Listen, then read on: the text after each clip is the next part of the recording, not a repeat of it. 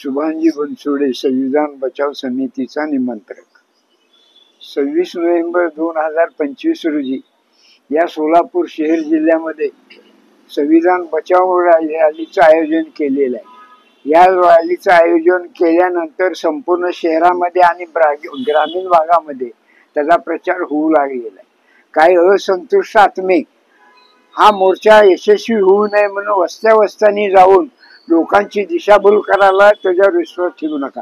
आम्ही जे 5-6 वयस्कर मंडळी आहोत ज्यांनी आयुष्य बाबासाहेब आंबेडकरांच्या चळवळीमध्ये घालवलं, ती माणसं आज घरात वयाच्या मानाने येऊन झोपून जेवण करून झोपले असते, पण केवळ आमचा जो जुना अनुभव आहे की या देशातल्या जातीवाद्यांनी जुन्या आमच्या समाजाला इतकी हीन वागणूक त्याच्या सावलीचा देखील विटाळ मानला जात होता, तो धुवून काढावा या उद्देशाने येणाऱ्या नवीन पिढीला त्याची झळ बसू नये हा उद्देश आमचा आहे।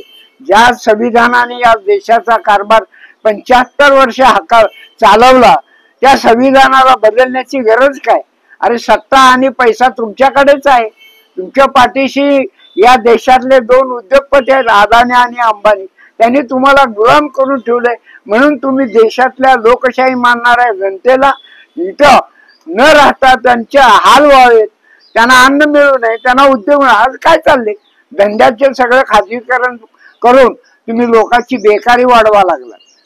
संविधान दिना दिवशीच संविधान बचाव मोर्चा निघतोय, काय काय मागणी असणार आहे त्या मोर्चामध्ये? पहिली मागणी आमची अशी आहे, बिहार मधल्या पाटणामध्ये सम्राट अशोकांनी त्या काळात त्यांची ज्या वेळेला देशावर राज्यसत्ता होती त्यावेळेला त्यांनी बुद्ध विहार बांधलं, त्या बुद्ध विहारावर बौद्धांची सत्ता पाहिजे, बौद्धांची कमिटी पाहिजे, पण आज ती संपूर्ण कमिटी ही RSS आणि BJP वाल्याची आहे, ती हटली पाहिजे। आणि हे आंदोलन केवळ त्या विहारासाठी भारतातच नव्हे परदेशात देखील सुरू झालंय, त्याचा आम्हाला अभिमान आहे। आणि या देशामध्ये आज बेकारी वाढली, याला कोण जबाबदार? आज तरुण बेकार म्हणतो, विद्यार्थ्याची अवस्था काय, त्याची फ्रीशिप बंद केली, कॉलेज हायस्कूल्स बंद केले, मग प्रायव्हेट वाल्याला देऊन तुम्ही त्यांना जगवा लागला आणि बेकारीला मात्र निमंत्रण देऊन ती वाढवा लागला। ही शोभतंय का राजसत्तेला? राजसत्ता ही भले करण्यासाठी असते। लोकशाही बाबासाहेबांनी एवढं कष्ट उपसून केली, ती सगळ्याला न्याय मिळावा म्हणून केलेले, कोणावर अन्याय व्हावा म्हणून या नोव्हेंबरच्या मोर्चामध्ये केवळ बाबासाहेब आंबेडकरांचा अनुयायी आहे असं कुणी समजू नये।